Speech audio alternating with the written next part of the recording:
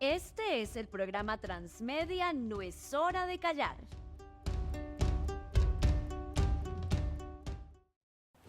A todas las personas que a esta hora nos ven en todos los rincones del país, desde La Guajira hasta el Amazonas, desde nuestro Pacífico colombiano hasta esos extensos llanos en la Orinoquía y en la frontera con Venezuela, con Brasil. Un saludo muy especial. Este es el programa Transmedia No es hora de callar y quiero recordarles que esta es una medida de reparación ordenada por la Corte Interamericana de Derechos Humanos que nos permitió poder llegar a ustedes para hablar de todos esos temas de género, de equidad, de igualdad, de derechos, de lo que reclaman las mujeres, las adolescentes y las niñas en Colombia y de lo que también hacemos desde la campaña No es hora de callar. En el último año, en este espacio, ustedes han visto diferentes documentales periodísticos que junto al equipo de No es hora de callar hemos liderado para contarles temas tan difíciles como la violencia sexual, como la explotación sexual de niños, niñas y adolescentes, pero también lo que hacen diferentes mujeres en lugares muy alejados del país con proyectos productivos, lo que hacemos a través de los retornos simbólicos, el caminar para recuperar la dignidad y regresar a esos lugares donde las mujeres han sido afectadas por la violencia sexual y por las diferentes violencias que tiene nuestro país. Pues hoy nos estrenamos con un espacio que también estarán viendo continuamente y es esta agenda. La agenda de una mujer periodista que lamentablemente en medio de su trabajo pues un día también se convierte en víctima de esta violencia, pero que entiende que a través de la comunicación pues puede transformar muchas realidades y eso es lo que queremos hacer a través de esta agenda de Ginette, esas notas periodísticas que nos recuerdan temas que muchas veces no tocamos, que no se ponen sobre la mesa, que creemos que son un poco pesados o que consideramos que están cargados de estigma, que todavía hay mucho tabú alrededor, pero aquí los vamos a tener en este espacio y hoy tenemos un tema que realmente es difícil, que es necesario abordar y que lo hacemos desde toda la documentación periodística importante para que la gente entienda por qué la circunscripción especial para las comunidades indígenas es un derecho que está amparado por la Constitución de 1991, pero que también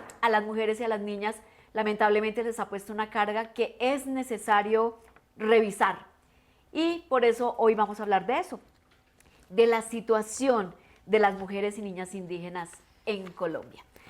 Y para que este encuentro en esta sala, donde vamos a ver estas notas periodísticas, pues tenga todos los conceptos y todas las opiniones, yo decidí invitar a dos mujeres muy especiales y muy importantes, que también han hecho un trabajo bien significativo por los derechos de las mujeres en Colombia. Tenemos a la consejera para la paz, víctimas y reconciliación de Bogotá. Ella, además, antes trabajaba en todos los temas de derechos humanos. Es Isabelita Mercado. Isabelita, bienvenida a esta charla, a estas notas. Hola Ginette, muchas gracias por la invitación y a todos los que nos están viendo el día de hoy.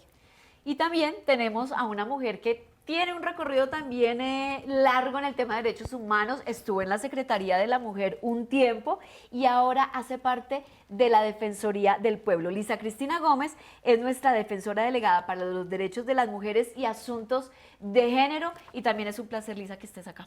A ti, Ginette, muchas gracias por invitarnos a este espacio de la Defensoría. Isabelita, un placer compartir este diálogo. Bueno, y entremos en materia. Este lugar, este set que ustedes ven, pues tiene algo muy especial. Me voy a correr un poquito, que está aquí a mi lado.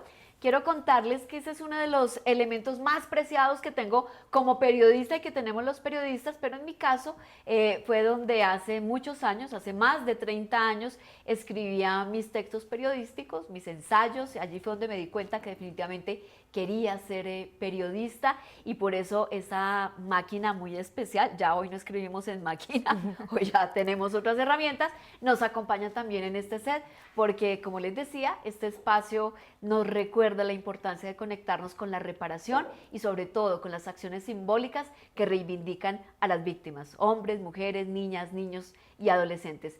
Quiero que vean este video.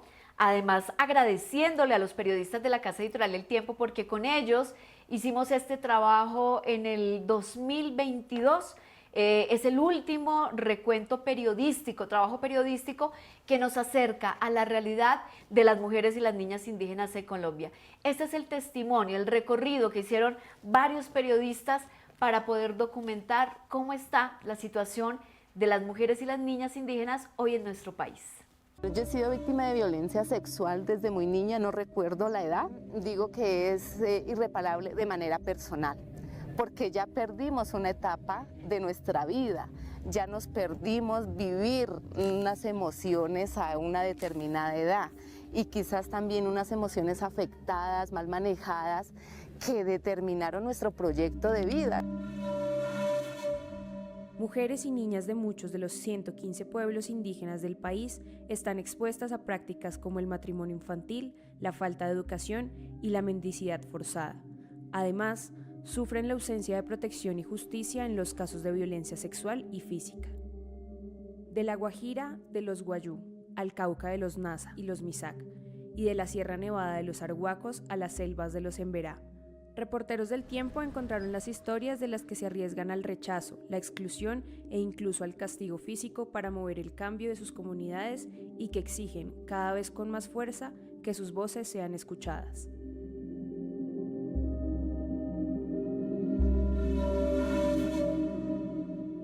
Uno de los casos duros fue, sí, una niña violada por su papá y que la madre no decía nada, ¿no? Que la madre inclusive veía a la niña como su rival. Entonces la niña tuvo, pues, se embarazó y tuvo un hijo de su propio padre. Y ya en ese momento se detuvo al padre y se hizo la comunicación con la justicia ordinaria para enviarlo afuera, ¿no? Y al mismo tiempo la madre había estado embarazada y tenía esa dificultad económica, ¿no? De dependencia. El Cabildo tuvo que pensar varias cosas, varias estrategias para poder apoyar a la persona y también desde psicología del hospital para que entendiera la situación de su hija, ¿no? Que era al revés, que su esposo no era, o sea, porque ella lo defendía y era como que si el hombre fuera la víctima y no su propia hija. El drama del matrimonio y la maternidad infantil que se siguen viviendo en zonas rurales golpea con más fuerza a las indígenas. Las madres de al menos 12 de cada 100 niños indígenas nacidos en el país también eran niñas. Tenían entre 10 y 14 años. Entre los emberás, quienes viven en límites entre el Chocó y Risaralda, muchas recién nacidas son aún víctimas de la brutal práctica de la ablación, la mutilación del clítoris. Pues en la edad de yo que tenía 12 años, que querían que yo tuviera marido, pero yo decía que no. Yo siempre decía, no, yo quiero estudiar para poder ayudar a mi madre y a los demás gente también y demostrar que las mujeres somos capaces.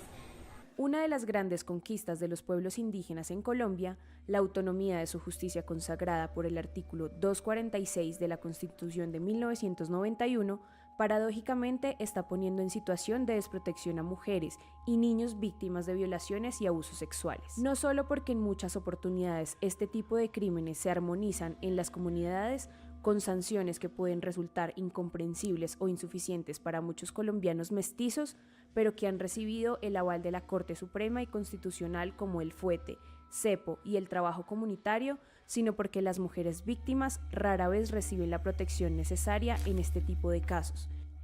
Entre 2017 y 2021, los registros oficiales hablan de 2.036 miembros de pueblos indígenas que fueron agredidos sexualmente. De ellos, 1.881 eran mujeres y niñas. La mayoría tenía entre los 5 y los 15 años, según Medicina Legal. Las otras víctimas eran niños, también casi todos entre los 5 y los 15. La Bujima que uno creía que, miren, montañita por todos lados. Uno ya no anda tranquilo, sino vive pensando lo que uno nunca nació pensando. Para mandar a las niñas, a mí me tocó un año mandar a mis hijas acompañadas de alguien hasta la escuela y que a la hora de salida me las recoja, porque da miedo. Da miedo porque se dañó la sociedad, le cambiaron como la mente, entonces uno no sabe qué puede pasar. Por eso lo dice ella, lo dice la otra, todas pasamos y todavía se siente ese miedo que hay. Como sucede en todo el país, la mayor parte de los ataques fueron perpetrados por un conocido, 618 casos, o un familiar, 813 casos. Las parejas o exparejas fueron responsables de al menos 150 violaciones de mujeres indígenas, y el subregistro puede ser enorme. Creo que en nuestro contexto casi no denunciamos porque no miramos que no hay garantías, ¿no? Las mujeres vienen y denuncian, pero dicen es que ¿para qué hablamos si finalmente cuando llegamos a la casa el esposo, bueno, la pareja se da cuenta de que ha denunciado, a veces las golpean peor o las maltratan más, y a veces hasta inclusive he escuchado que las encierran. Es tanto el miedo que prefieren pues obedecer y que hacen en las casas encerradas. Aunque en las normas que se aplican en los pueblos, las violaciones y agresiones sexuales son consideradas como un delito grave, son muchas las mujeres indígenas que están reclamando que su justicia, usualmente administrada por hombres, realmente las proteja. Ellas exigen que esos casos vayan a la justicia ordinaria, o al menos que las víctimas tengan mayor voz en la decisión de cuál justicia asume sus casos. Hay un temor porque es un tema que no ha salido a flote total. O sea, se está iniciando en ese proceso de que se entienda que debe salir y que debe juzgarse a quien tiene que juzgarse. Y que no es algo sencillo. No es como decir yo lo hice y ya, no. Tiene que ser sancionado y cumplir y ser un ejemplo para las demás personas y las demás personas no cometan los mismos errores. Yo creo que la justicia en el tema de violación se debe ser muy ejemplar. Las sanciones por este tipo de actos varían de pueblo en pueblo. Entre los quichua, que habitan en el Meta, Casanare y Arauca, quienes cometan faltas graves como la violación y abuso sexual serán castigados con 3 fuetazos y una multa de entre 60.000 y 80.000 pesos. Entre los Emberá, la violación de una niña se castiga con 7 años de reclusión o trabajo forzado, pero si es una mujer joven o madura, el castigo baja a 4 años. Y entre comunidades indígenas entre el Cauca y el Huila, se castiga el delito de violación con cepo, fuete y multa. Pero hoy en día se da cuenta que las mujeres también tenemos derecho de hablar, de participar, porque creemos que tenemos la misma, lo que tiene el hombre, también valemos nosotros. Y así entonces como uno tiene tantos hijas como hijos, yo pienso que los roles deben ser igual, sí. Por igual. Y aunque las normas sean estrictas, el castigo más grave implica entregar al responsable a la justicia ordinaria para que el guardado cumpla la condena en una cárcel del IMPEC. Son fuertes las voces que señalan que la aplicación de la sanción depende muchas veces de si se trata o no de un hombre con poder en su comunidad. ¿Cuáles son esos puntos álgidos que la justicia externa nos debe acompañar? Porque no todos los casos son iguales. Y no todos aceptan que cometieron un error. Entonces nosotros aquí no tenemos armas, no tenemos otras formas de proteger a las demás personas de esa persona. Y ahí es el punto en donde se piensa que debe haber la comunidad en esos puntos álgidos compartiría con la gente de afuera en qué momento se puede apoyar.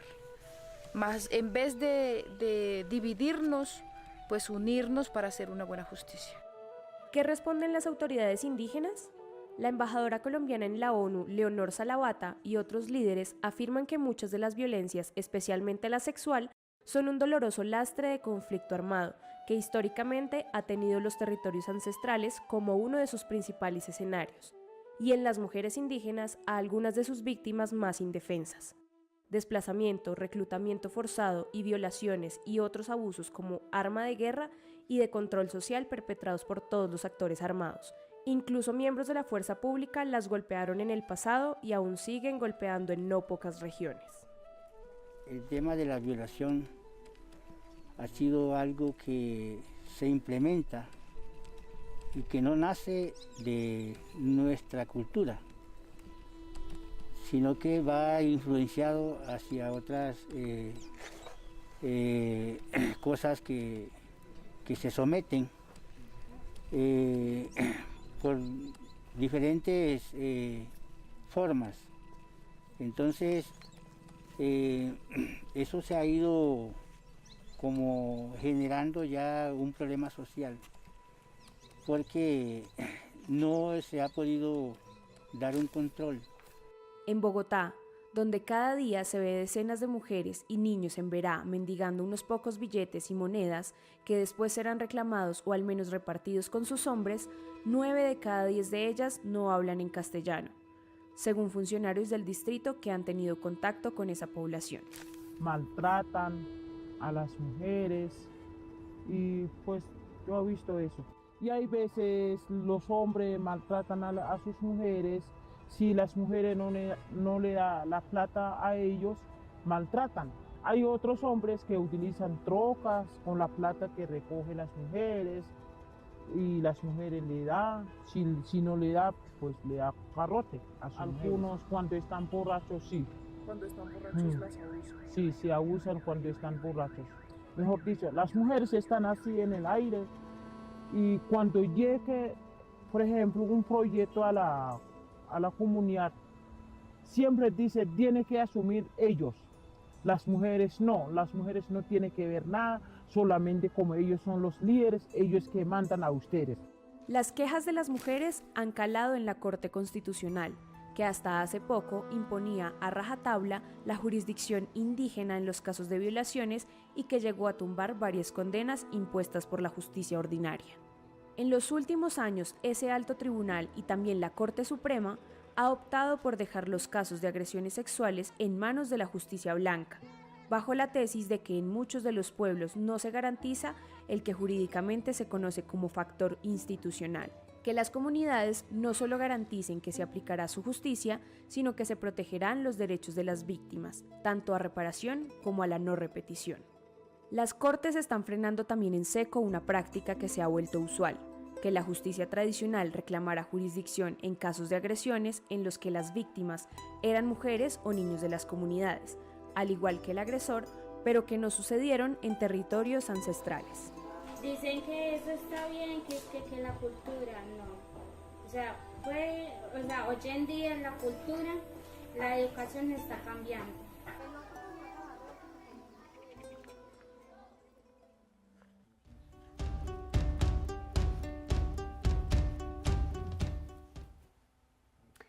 Pues esa es la situación, una situación bien compleja y si bien es cierto, como le decían nuestras compañeras en este corto documental, la Constitución del 91 ampara los derechos de tener esas leyes exclusivas de los diferentes grupos y comunidades indígenas, pues también está ese sinsabor de las sanciones, de la ley, pero sobre todo de la inequidad para las mujeres y las niñas.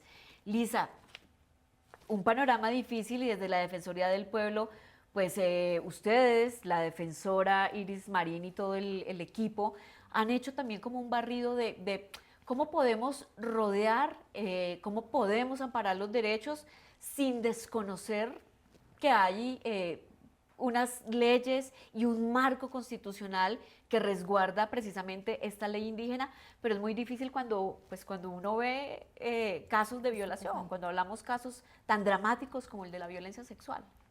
Sí, efectivamente es un conflicto y la Corte lo ha dicho claramente, un conflicto de competencias que puede ocurrir entre las dos jurisdicciones, la jurisdicción ordinaria y la jurisdicción indígena. Pero también la Corte Constitucional ha sido clara en decir que no se vulnera el derecho a la justicia propia cuando la comunidad, el resguardo o la autoridad no tiene cómo tomar una decisión justa y no tiene cómo proteger la vida de las mujeres y las niñas. Y creo que en eso ya más que seguir reafirmando la contradicción, hay que reafirmar decisión que nos da la Corte, y es que por encima de los derechos de las mujeres y las niñas que pertenezcan a comunidades étnicas no está la jurisdicción indígena. Y creo que eso también nos pone de presente y nos hace un llamado a las entidades a rodear, como tú dices, el fortalecimiento también de la autoridad indígena, porque no se trata solamente de llegar con la justicia ordinaria. Las mujeres de las diferentes comunidades con las que conversamos también enfrentan esa contradicción, y es, somos parte de la comunidad, queremos ser parte de la comunidad. Reconocemos adicionalmente que cuando ocurren hechos de violencia sexual, que lo dice muy bien el documental, no son un hecho cultural. Entonces, estos hechos son una desarmonía y generan también una afectación a su salud espiritual, a su concepción espiritual de vida. Entonces, lo que necesitamos también es rodear a las autoridades indígenas para que avancen en la comprensión de la voz de las mujeres en sus territorios, porque ese es otro de los llamados que hace la Corte. Esto no va a ser posible si la autoridad indígena no reconoce la voz de las mujeres en sus comunidades, y además empezamos a fortalecer a la autoridad para que la justicia propia pueda llegar a algún momento a ser una posibilidad de justicia en materia de hechos que esperara uno que no vuelvan a ocurrir, como la violencia sexual, pero que mientras eso no pase, la justicia ordinaria tiene que entrar. Pero además, Lisa, es que es un poco complejo. Claro, uno dice hay que rodear esta autoridad indígena que está plenamente reconocida constitucionalmente, pero termina siendo un poco difícil porque uno dice, entonces nos toca recurrir a la pedagogía para que comprendan que tener relaciones sexuales con una menor de 14 años es un delito de cara a nuestras leyes, pero además de cara a los derechos humanos de las niñas y las mujeres.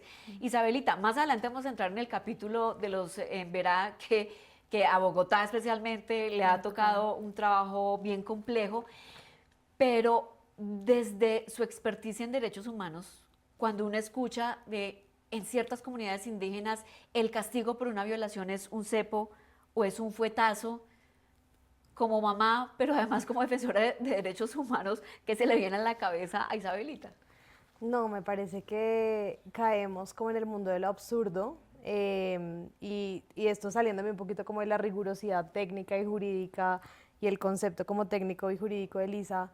Yo creo que nos está pasando una cosa, y es que tenemos que volver a ponerle un límite a esa autonomía indígena. Y lo digo, digamos que reconociendo como los grandes avances que ha tenido la Constitución, pero hoy también teniendo muy claro cuáles son los retos que hemos tenido para garantizar el acceso a la justicia. Sí. Y el acceso a la justicia materializado no únicamente desde lo que se puede dar desde la justicia propia, sino también desde los mecanismos de justicia tradicionales o justicia, pues digamos que tradicionalmente conocida del mundo occidental, cuando no es posible acceder a la justicia para mujeres y niñas indígenas en el país, y ahí el deber que tiene la Fiscalía, los órganos judiciales de la debida diligencia. Es que no es simplemente, bueno, ponga la denuncia, sino realmente cuáles son todos esos instrumentos que tienen un enfoque diferencial que nos permiten eliminar esas barreras en el curso, porque me parece que además lo que estamos viendo acá es que tenemos una capa y capa y capa y capa de barreras que enfrentan las niñas y las mujeres indígenas en el país, que no solamente lo enfrentan en sus territorios, en sus resguardos, de acuerdo además como a esto amparado en los temas de la autonomía indígena, sino que luego entonces salen a buscar mecanismos de justicia en el mundo occidental, y ahí se vuelven a enfrentar con una serie también de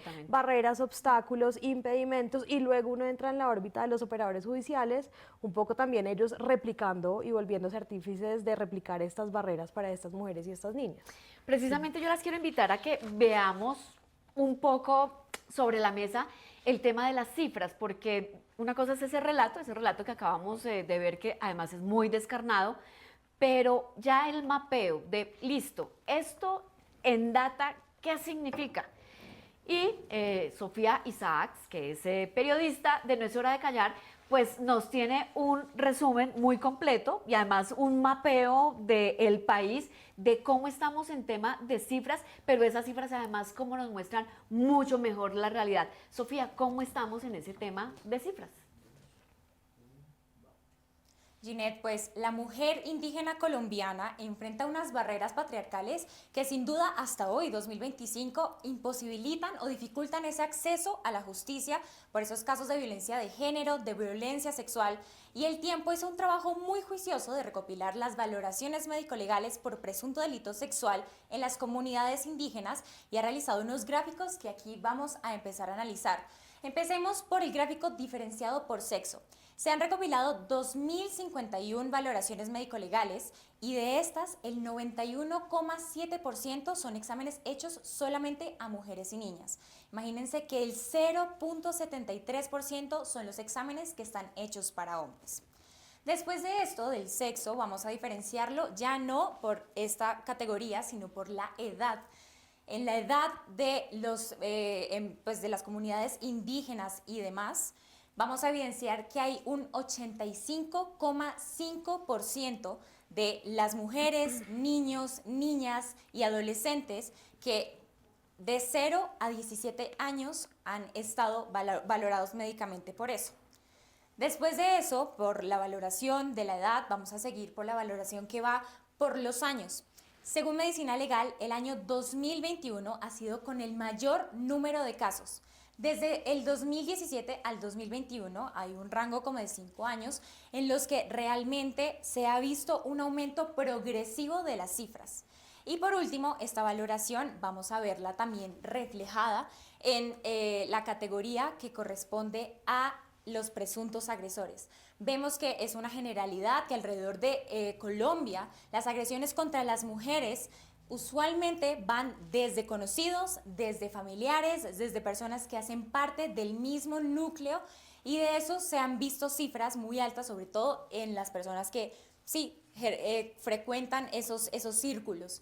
Entonces, a partir de esto, se hizo un mapa en el cual vamos a poder hacer un recorrido por 4 departamentos en los cuales vamos a ver los reglamentos indígenas que sancionan las violaciones. Una de las mayores luchas y de los mayores logros que han tenido los pueblos indígenas han sido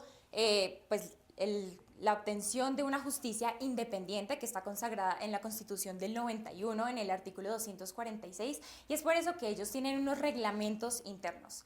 Vamos a empezar hablando sobre el departamento de La Guajira. En la comunidad Wayuu, el palabrero es quien lidera ese proceso judicial y las personas que cometan una agresión sexual, una violación, van a tener que pagar una dote, una pauna, que es un monto pequeño o grande, dependiendo del estatus de la familia de la víctima, que deberá pagar el agresor, y si éste se niega a hacerlo, va a tener que enfrentarse a una retaliación o a una venganza. Si continuamos por nuestro recorrido, vamos a llegar al departamento de Arauca, en donde los quichua tienen como máxima autoridad el ASTIC, o también llamado el ASTIC. Y en esta comunidad la mayor pena o la mínima, lo mínimo que se debe cumplir son 3 fuetazos y una multa entre 60.000 y 80.000 pesos colombianos.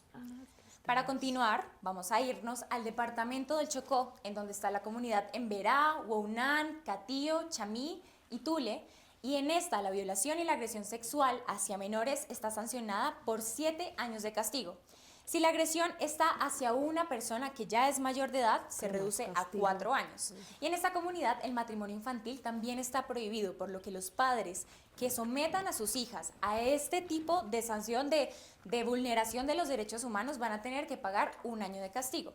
Y ya para terminar, vamos a ir al departamento de Guainía, y la comunidad Puinave tiene un reglamento que se basa en que la persona que cometa la agresión debe pagar 10 fuetazos, 12 años en los que no puede salir de esa comunidad y 12 años de trabajo comunitario hacia la familia de la víctima o hacia la víctima. Como se sabe y se han escuchado testimonios dentro de las comunidades, estas son unas sanciones que ellos ven bastante estrictas, pero el peor castigo para ellos sería mandar a la persona culpable a que sea, ajusticiada por el sistema de justicia ordinario y cumplir una condena en uno de los centros penitenciarios del INPEC.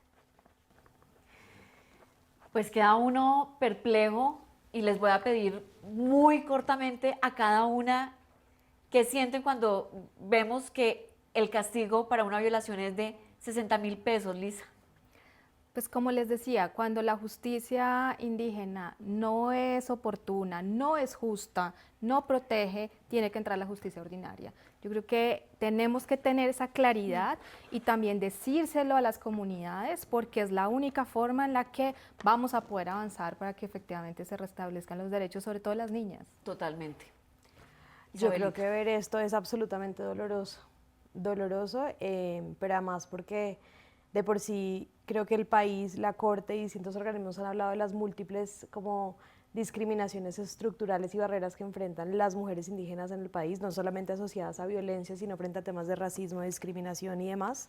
Ahora, además, ser mujer y ser niña cuando se sufre esos delitos genera una carga adicional, y que no seamos capaces de encontrar mecanismos idóneos para garantizar ese acceso a la justicia implica que estamos casi que pues renunciando a lo que es el futuro de esas niñas y esas mujeres que sufren esas violencias.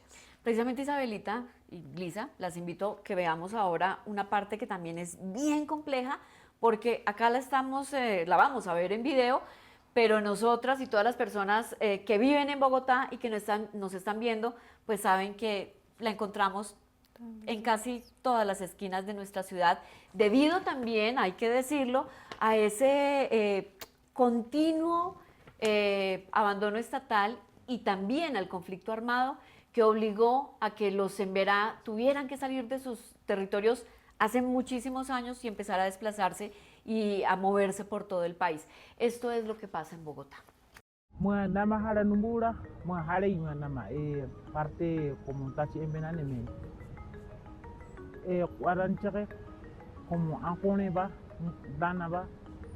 Pero como dagama estudio video cuenta estudio video kayak dari sangat manimu nah mau ne como hijo de dagama incha we misal we respeto dagama. Luego de la llegada paulatina de grupos armados a zonas cercanas a sus cabildos en Mistrató y Pueblo Rico Risaralda y en Bagado Chocó, a partir de los años 80, Emberás, chamíes y catíos sufrieron varios desplazamientos. Los primeros registros de la población emberá en Bogotá datan del año 2004. Soy partera tradicional y a la vez soy artesana. Yo vengo del Chocó por conflictos.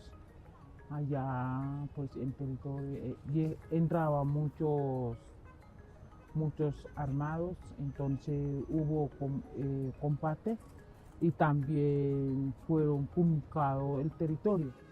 Un diagnóstico realizado por la UNIC en 2009 reveló que los Emberá se alojaban en pequeñas habitaciones de 2 por 3 metros en San Bernardo y La Favorita.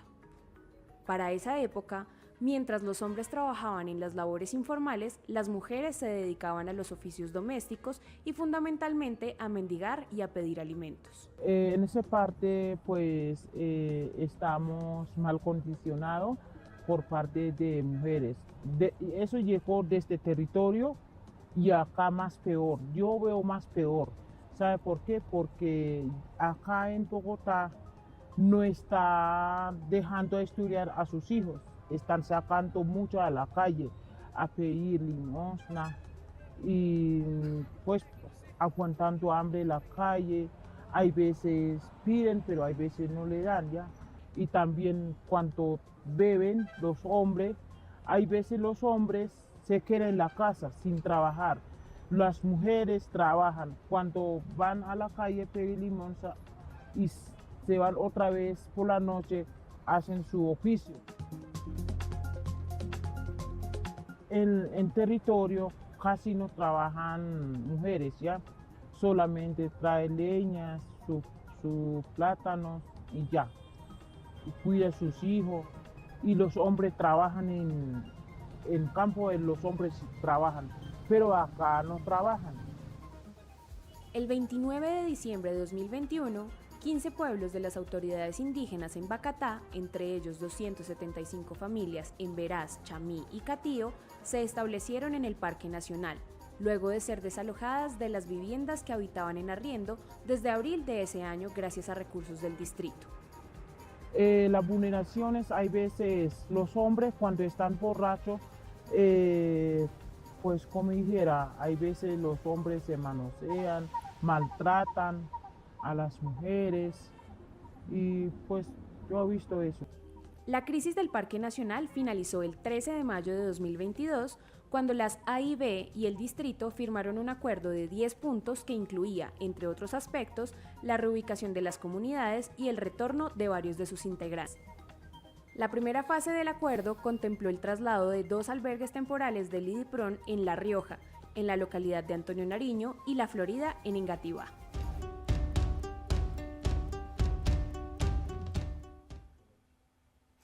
Isabelita, muy resumido antes de ir a la segunda parte de este video sobre la situación de la comunidad en Vera, y es que más allá de las violencias físicas, de la violencia sexual, algo que denota a uno mucho es ese modelo patriarcal implantado allí, ¿no? O sea, las mujeres solamente para recoger la leña y el agua y el resto lo hacen los hombres.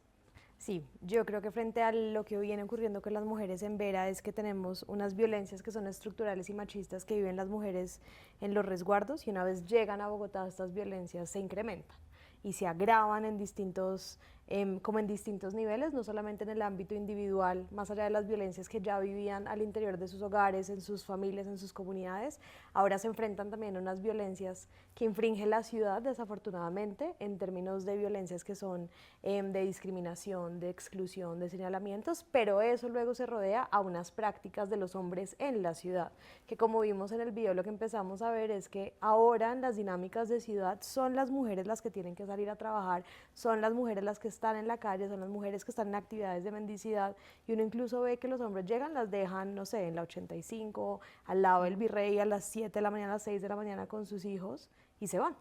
Y son las mujeres las que están en esos espacios, en todo tipo de temperaturas, en esas jornadas, y uno no ve a los hombres ni buscando trabajo, ni generando dinámicas de economía que busquen generar esa autosostenibilidad de las personas que llegan acá a la ciudad por distintas razones. Y ahí es donde hablamos también de esa necesaria pedagogía que hay que hacer y que es muy difícil porque también estamos hablando de unas culturas ancestrales que ya tienen arraigados estos comportamientos, pero también esa forma de ver la vida.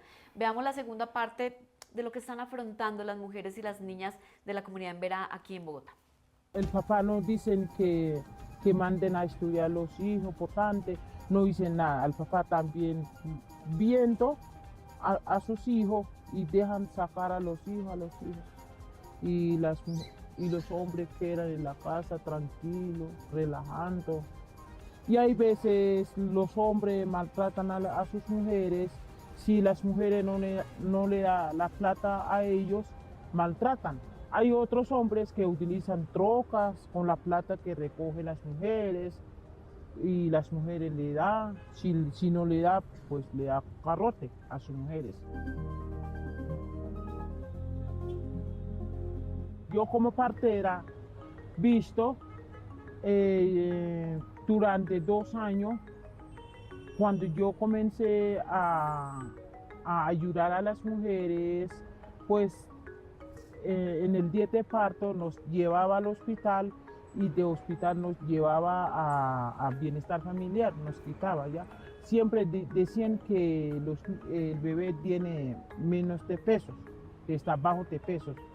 Siempre decía eso, lo quitaban y hay veces nos llevaba. Una vez allá por Engativá, nos quitaron porque llevaba muchos niños y ahí maltrataban las policías a las mujeres.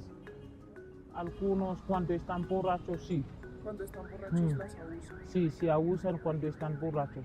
Mejor dicho, las mujeres están así en el aire y cuando llegue, por ejemplo, un proyecto a la comunidad, siempre dice, tiene que asumir ellos. Las mujeres no tienen que ver nada, solamente como ellos son los líderes, ellos que mandan a ustedes. Entre las mujeres, compañera misma, maltratado a las mujeres, entre compañera misma, cuando uno está trabajando así como líderes, ellas no les gustan que trabajen así, sino que piensa otras formas ya.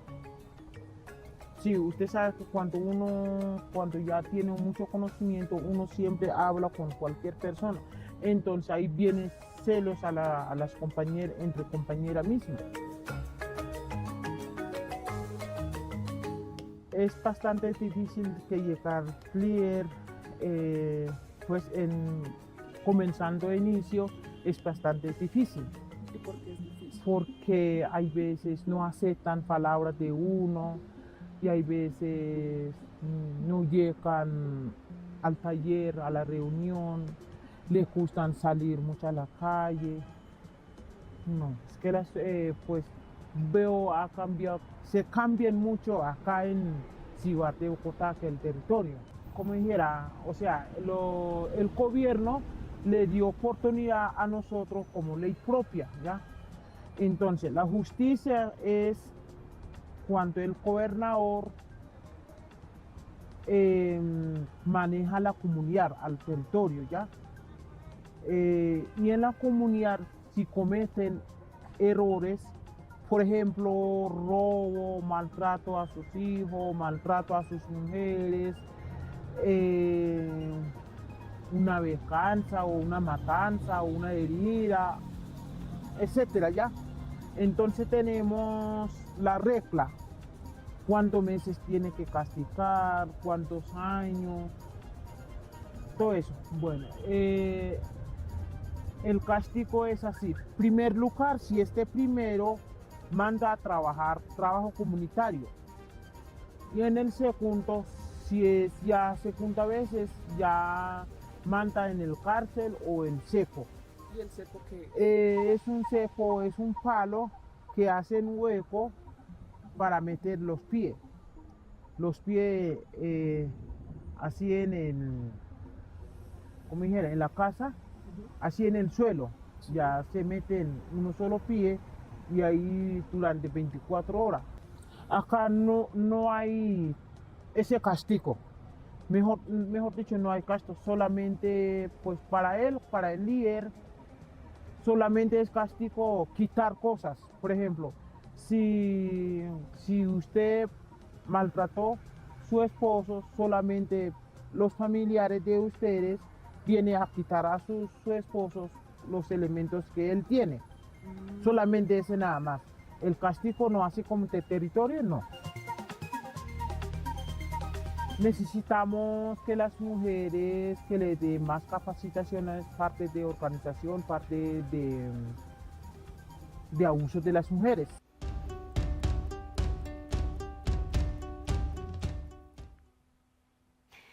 Lisa, acciones efectivas o no efectivas, sino urgentes que pudiéramos poner en práctica para tratar de contribuir y como lo están haciendo ustedes desde la Defensoría del Pueblo, para contrarrestar un poco esas violencias que no las vamos a desaparecer en un día. Sí, el reto es enorme, pero justo por eso no hay que desfallecer y yo creo que uno de los elementos que hemos identificado que es clave es trabajar en prevención y no solamente trabajar con la autoridad indígena, sino trabajar con todas las mujeres. Veamos también en el video cómo también hay tensiones entre las mujeres cuando se pone en evidencia que hay una situación de violencia, que se vuelve aún mayor cuando, por ejemplo, quien es el agresor o el victimario es miembro de la familia de la autoridad, o la autoridad no quiere tomar una decisión. Entonces es fundamental que podamos hacer un ejercicio de prevención con las comunidades. Yo creo que hay que fortalecer además en los planes de vida de las comunidades los grupos de mujeres. Ellas tienen muy claro en sus agendas las violencias contra las mujeres y las niñas, las ponen siempre como una prioridad y eso hace que sea fundamental que ellas puedan tener voz y participación. Porque lo otro que pasa es que cuando ponen de presente las situaciones que están viviendo ellas y las niñas y adolescentes, hay un señalamiento a sus voces, se dice que están en contra de las mismas posturas culturales, étnicas, y eso hace que ellas pierdan también su lugar. Y otro de los elementos que creo que es fundamental, y lo decía hace un rato Isabelita, y es necesitamos que la justicia ordinaria pierda el miedo a intervenir. Exacto. Porque claro, lo que pasa es que, yo tengo, pero si entras la jurisdicción indígena, yo tal vez mejor no entro. No, está claro, o sea, hay una vulneración de derechos para las mujeres y las niñas, y si la autoridad indígena no puede tomar la decisión de manera justa y efectiva, la justicia ordinaria tiene que entrar. Si logramos disminuir ese conflicto, vamos a mejorar la respuesta. Completamente. Isabelita, ¿qué ha sido lo más difícil de atender la situación de los Emberá en Bogotá? esto tiene como una cantidad de niveles de dificultad, pero particularmente frente a los temas, sobre todo de prevención de violencias y cómo abordar este tipo de violencias, yo creo que hay tres cosas que además tienen que ver con una lógica también estructural. En primer lugar, desafortunadamente las vocerías son asumidas por los hombres. Y debido además a que también hay una barrera lingüística grande, que además las mujeres son las que por lo general en estas comunidades en la ciudad son las que menos hablan español, hay al final como un elemento de dominación en esos liderazgos y en esas vocerías, que además termina siendo muchas veces condicionado o tiene unos intereses que son individuales y que tienen una lógica transaccional. Muchas veces desde la institucionalidad hemos tratado de pedir el canal directo, de hablar con las mujeres, hablar con las familias para que ellas puedan conocer de primera mano cuál es esa oferta que tenemos en derechos. Entonces ahí, por ejemplo, una gran lección aprendida es que lo mejor es dividir los espacios. No nos sirve tener espacios mixtos, sino que nos sirve tener de una mejor manera como espacios únicamente de mujeres y los otros espacios para que ellas puedan hablar con tranquilidad, para que además puedan hablar como libremente sin esos temores de represalias y demás. Dos, hemos encontrado a través del arte, que yo creo que es una gran lección aprendida también, la forma como las mujeres narran las violencias, y no podemos desconectar los relatos de lo que ocurrió en territorio y la vida que viven acá en Bogotá, sino que ellas tienen un relato continuo de cómo era su vida en el territorio, cada una más desde una mirada y una cosmovisión distinta de ser embera, de ser catío, de ser chamí, de ser dóvida, según dónde estaban ubicadas en territorio, por ejemplo, qué hacían, cómo era su vida, si recogían café, cuáles eran sus prácticas, si estaban cerca al río y demás. Llegan a la ciudad en una lógica de desarraigo y ahora cuáles son esas violencias que enfrentan y un poco qué pasa con su vida en la ciudad y qué va a pasar con su vida en la ciudad. Y a eso luego nos enfrentamos con cómo logramos denunciar estas violencias, que yo creo que ha sido uno de los retos más grandes que hemos tenido. Digamos que desde que empezó esta administración lo que hemos tenido es tener una presencia permanente en los lugares de asentamiento donde está la población embera. Entonces arrancamos con el Parque Nacional, instalando un puesto de mando unificado que al revés, pues que realmente era una estrategia de presencia institucional y acompañamiento las 24 horas al día, los 7 días a la semana, con todas las entidades que tenían un rol importante en la activación de una ruta de prevención o de protección para niños y niñas y en enfoque en prevención de violencias basadas en género, porque antes activar esta ruta se podía demorar, y seguramente Lisa sabe esto por lo que le tocó en la administración pasada, entre que Salud daba la alerta, que se llamaba ICF, que llamaba a Policía de Infancia y Adolescencia, podían pasar 48 horas, y ahí ya era imposible luego, y todo terminaba en los medios de comunicación, generando además también algo que es contraproducente, y es también qué percepción tiene la gente sobre esas mujeres, esos niños, esas niñas que vemos en las esquinas del Parque de la 93 o en la Zona Rosa o aquí en el centro de Bogotá. Y por eso, antes de continuar, quiero invitarlas a que vean este Vox Populi que hicimos para saber qué está pensando la gente o qué acercamiento tiene la gente a este tema. ¿Lo conoce, no lo conoce, sabe qué es? Sofía se fue a las calles precisamente con todo el equipo de producción de No es Hora de Callar, a preguntarle a la gente si saben qué es esto de lo que estamos hablando hoy en este espacio de nuestro programa Transmedia. Estamos en la Plaza de Bolívar, en el corazón de la ciudad de Bogotá, frente al Congreso de la República, donde se debaten y se crean las leyes. Esas leyes que deberían garantizar los derechos de todas las mujeres en Colombia, incluidas las mujeres indígenas. La Constitución del 91 no contempla un artículo específico para ellas, pero sí pone dos pilares claves sobre la mesa. El artículo 4, que establece la igualdad de todas las personas, y el artículo 8, que protege la diversidad étnica y cultural de la nación. En la práctica, esto implica que las mujeres indígenas tienen los mismos derechos que cualquier ciudadano. Sin embargo, tienen un enfoque diferencial tanto por su condición de género como mujer, como por la pertenencia a un pueblo indígena. Aún así, la historia ha demostrado que las mujeres indígenas han sido víctimas de una doble o hasta triple marginación, por ser mujer, por ser indígena y muchas veces por estar en condiciones de pobreza y exclusión. Bajo un enfoque interseccional, esto se traduce en grandes obstáculos para acceder a la justicia, a la educación, a la salud y a una vida libre de violencias. Desde este lugar emblemático queremos saber qué piensa la ciudadanía, cómo perciben la situación de las violencias basadas en género en el país y creen que las leyes que se están discutiendo aquí responden a las necesidades de las mujeres, especialmente las mujeres indígenas. Yo no estoy de acuerdo de pronto así como en las razas indígenas, donde he visto y he presenciado, digamos, por la carrera séptima, en más de un sitio de las calles de Bogotá, que he visto los esposos de las señoras indígenas que andan bien arregladitos, andan por ahí tomándose sus tragos, pero estos señores ponen a las esposas y a sus hijos a pedir monedas en la calle, y esos niños todos sucios, con mala ropa, mantienen descalzos, y pues ellos se rebuscan así las monedas, pero le entregan este dicho dinero al esposo. Les pediría a ellas como mujeres, o más que todo a los hombres indígenas, que se pongan una manito en la conciencia, que pues está bien tener hijos, pero no hacerlo con el plan de negocio, porque es que ya llega los 12, 13 años y yo no sé si es el mismo papá el que las embaraza, porque por ese otro lado hay maltrato físico, psicológico, mejor dicho, un desastre total. Pues eso es lo que piensa la gente en las calles, y bueno, lo que decía la señora que estaba hablando es importante, que es también lo que hemos recalcado, el tema de la educación, o sea, cómo podemos también enseñarles a que se autoprotejan, que el autocuidado, pero también sacarlos de esa esfera patriarcal y machista que es muy compleja. Se nos va acabando el tiempo y yo quiero pedirles, se nos pasó rápido esta hora, pero quiero pedirles rápidamente una conclusión final, tanto Isabelita y Lisa, sobre este tema, para dejarle también a toda la gente que nos está viendo en todos los lugares del país. Recuerden que estamos a través de Señal Colombia, del canal institucional, de los canales regionales, de la Señal del Tiempo, en este programa Transmedia. ¿Qué conclusión podemos dejar? Bueno, mi conclusión y yo creo que mi reflexión personal de lo que ha sido como este abordaje de la situación en la ciudad es que, pues en primer lugar, los derechos de los niños y de las niñas, sobre todo en Vera, en la ciudad, no pueden ser utilizados como moneda de cambio por estos voceros o por estos liderazgos individuales. Y en segundo lugar, es deber de todos en una sociedad asegurar que las niñas y mujeres en Vera tengan una vida libre de violencias. Esto no es una responsabilidad únicamente del Estado ni únicamente de las comunidades, es un tema que requiere corresponsabilidad de todos, y asegurarnos que estas niñas en Vera que hoy están en la ciudad, que además tienen esta serie de interseccionalidades, muchas además son víctimas del conflicto, y tenemos realmente que poner sobre la mesa todas las herramientas para que su futuro pueda ser digno, se pueda reconstruir y tengan la posibilidad de tener un mañana mejor al que tienen hoy. Lisa. Yo creo que incluso en el marco, Ginés, de la agenda que nos propone, no es hora de callar. O sea, el silencio en las comunidades indígenas nos hace mucho daño. Necesitamos conocer los hechos de violencia que están enfrentando las niñas y las mujeres para poder acompañarles.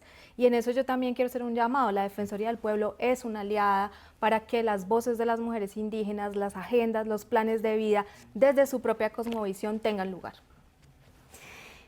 Y yo sumaría la responsabilidad que tenemos los medios de comunicación y los periodistas, es informar bien, informar acertadamente, no ponerle más peso y más revictimización a lo que ya tienen que enfrentar ellas, y eso es el lema, eso es lo que nos enseña, no es hora de callar, y eso es también lo que les quiero dejar hoy a ustedes. Ustedes saben que el símbolo de no es hora de callar pues es esta Violeta, nuestra mariposa, que está en su capullito. Yo aquí la saqué, es el regalo, pero la saqué para que la vean, y es Violeta. Violeta nos enseña que no callemos, que no nos silenciemos frente a estas violencias. Lisa, ¿esta es tu Violeta? Muchas gracias, Ginette. Isabelita. Gracias, Ginette. Llévense a Violeta y recuerden que Violeta nos enseña y nos invita a levantar la voz en contra de las violencias hacia las mujeres, hacia las niñas, las violencias basadas en género. Queremos también dejarles esta invitación cuando ustedes vayan por la calle, cuando salgan a divertirse, a teatro, a comer, a tomarse algo, a comerse un helado, y vean a estas niñas indígenas en la esquina de la calle. Recuerden que están en condición de explotación, que cuando las ponen a bailar o cuando están bailando, alguien está detrás en una red de explotación haciéndolas bailar ahí para recibir unas monedas. Entonces hay muchas formas de ayudarles, pero no es dándoles dinero, porque ese dinero no es para ellas. Hacen parte de una red de explotación. Entonces creo que también como ciudadanos y ciudadanas podemos contribuir de esa manera. Llegamos al final de este espacio. Esta fue nuestra agenda de hoy. El próximo mes nos vemos con algo bien especial. Tenemos un documental súper potente sobre otro tema que es dolorosísimo, la trata de personas en Colombia, y como siempre, las mujeres, pero sobre todo las niñas, quedan allí en la mitad. Invitados e invitadas, muy cordialmente a que nos encontremos en este espacio y olviden que no debemos quedarnos solamente en lo que nos llega malo de los medios de comunicación y de las redes sociales. Recordemos que nosotros y nosotras podemos cambiar esa realidad levantando la voz, que no es hora de callar.